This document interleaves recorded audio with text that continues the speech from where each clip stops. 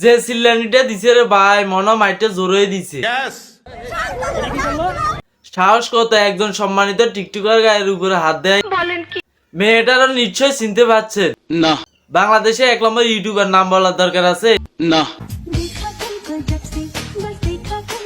বাংলাদেশে 1 নম্বর ইউটিউবার তার শালি।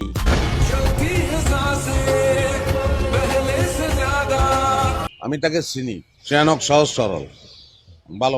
হ্যাঁ মোশারফ ভাই অনেক ভালো করে মেয়ে, তাই তো রাস্তাঘাটে হাতাহাতি করে। আপনি সব খুলে হ্যাঁ আজকে আপনাদের সামনে সবকিছু খুলে বলবো। চলো শূন্যগণ।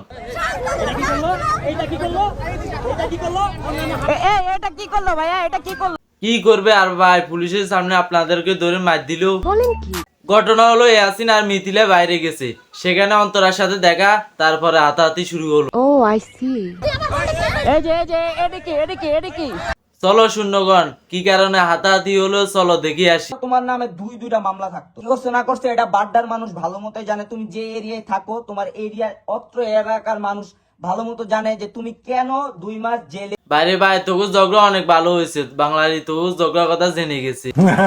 এত বড় একটা বেয়াদব মেয়ের সাথে সংসার করতেছো যে ফ্যামিলিকে রেসপেক্ট করতে পারে না, আবার তুমি বলে তুমি তোমার বউয়ের কথা নাচো না। বাইরে ভাই ইয়াসিন হয়তো তার বউর কথা চলে, তুই কার কথা চলাস? তোর মার কথাই। বাইরে ভাই আপনারা যদি এদের ঝগড়া শুনেন মনে করবেন পাশে আন্টি আপনাদের সাথে ঝগড়া করতেছে।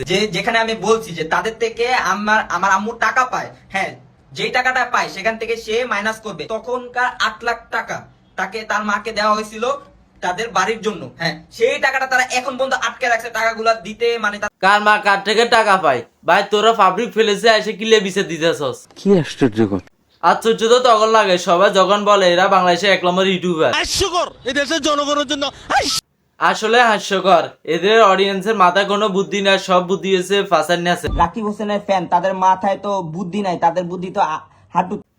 সরি বুদ্ধি ফাসান আছে না হাঁটুর নেছে।